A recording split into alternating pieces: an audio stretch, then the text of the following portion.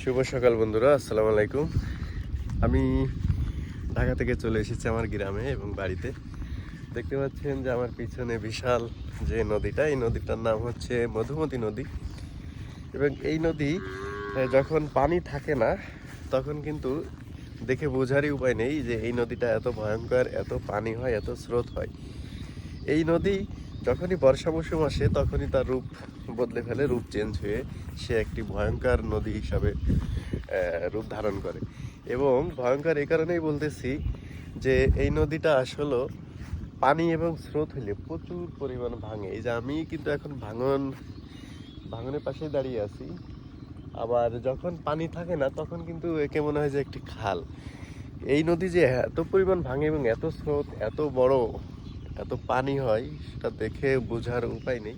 তো এই নদীতে বন্ধুরা, এই নদীর পাড়ে যে মানুষের বাড়িঘর ছিল, প্রায় 400 পরিবার একদম নিঃস্ব হয়ে গেছে এই নদীতে ভেঙে। নদীর মাঝখানে বাড়িঘর চলে গেছে। এবং এখানে যে সুন্দর যে দুটি গ্রাম ছিল সেটি কিন্তু আপনারা এখন দেখে বুঝতেছেন না যে এখানে আসলে কি কোনো গ্রাম ছিল। হ্যাঁ, এখানে কিন্তু ঘনবসতিপূর্ণ একটি গ্রাম ছিল। সেই গ্রামটি পুরাপুরি এই নদীর গর্ভে চলে গেছে, নদীর ভিতরে চলে গেছে। তো নদীটি যে এত ভয়ঙ্কর সেটা আসলে না পানি এবং বর্ষা মৌসুম না আসলে বোঝা যায় না। দর্শক দেখেন যে মধুমতি নদীর ভাঙনের যে তীব্রতা, সে তীব্রতা ক্যামেরায় ধরা পড়তেছে কেমনে। পুরো এই যে এখানে কিন্তু আমাদের দুটি গ্রাম ছিল, সেই গ্রাম একবারে নিশ্চিহ্ন হয়ে গেছে, একদম মধুমতি নদীর মাঝখানে চলে গেছে ওই যে। এবং দেখেন যে কি পরিমাণ স্রোত নদীতে, আপনারা না দেখলে বুঝতে পারবেন না। আর এই যে ফসলি ক্ষেত, সেই ক্ষেতগুলোও কিন্তু নষ্ট হয়ে যাচ্ছে এই নদী ভাঙনে। তো আজকে মেঘটা দেখেন কি পরিমাণ মেঘ হয়েছে আকাশে। তো দর্শক, এই নদীর পাড়েই হচ্ছে আমার সবজি ক্ষেত, বাগান। আর এই নদীতে একটা সময় আমি গোসলও করতাম। আর এই পাশে ছিল চর, ওই পাশে ভাঙন ছিল।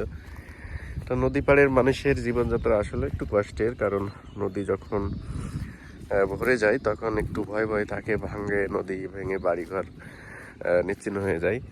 তো সেই জায়গা থেকে এই যে ফসলি জমি, মানুষের ফসলি জমিও ভেঙে কিন্তু হয়ে যাচ্ছে। তো দেখা যাক যে আমাদের এই নদীর পানি কতটুকু কমে যায়। কমে গেলে ইনশাল্লাহ ভাঙন থেমে যাবে। এবং এখানে যে অপরূপ যে পরিবেশ, দর্শক আপনারা না দেখলে বুঝবেন না।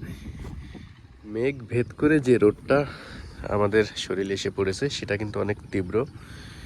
আর এই তীব্র রোদে আমি দাঁড়িয়ে আছি মধুমতি নদীর পাড়ে।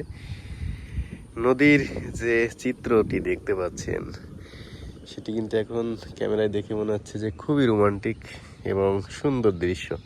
কিন্তু এই নদী কখনো কখনো ভয়ঙ্কর রূপ ধারণ করে, এবং ভয়ঙ্কর রূপ ধারণ করে এই যে ভাঙন শুরু হয়ে যায়। এবং ভাঙলে কিন্তু শুধু নদী বা ফসলেরই ক্ষতি হয় না, ভাঙলে প্রতিটা মানুষেরই, এখানে যাদের বাড়িঘর সেই সব মানুষদেরই ক্ষতি হয়।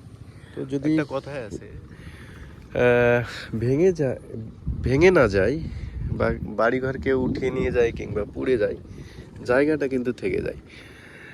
জায়গাটা থাকলে কি হয়, আপনি পরবর্তীতে ওই জায়গায় আবার নতুন করে ঘর বাঁধতে পারেন।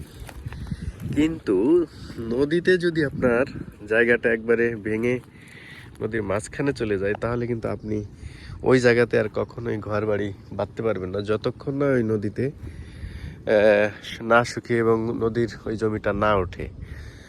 তো তেমনই দেখতে পাচ্ছেন যে এখানে যে গ্রামগুলো ছিল সেই গ্রামগুলো একদম তলিয়ে গেছে, মাটির সাথে নদীর ভিতরে তলিয়ে চলে গেছে।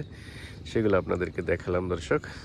এটি হচ্ছে মধুমতি নদী, আর অবস্থান হচ্ছে নড়াইল, লোহাগড়া উপজেলায়। ভালো থাকবেন সবাই, সুস্থ থাকবেন।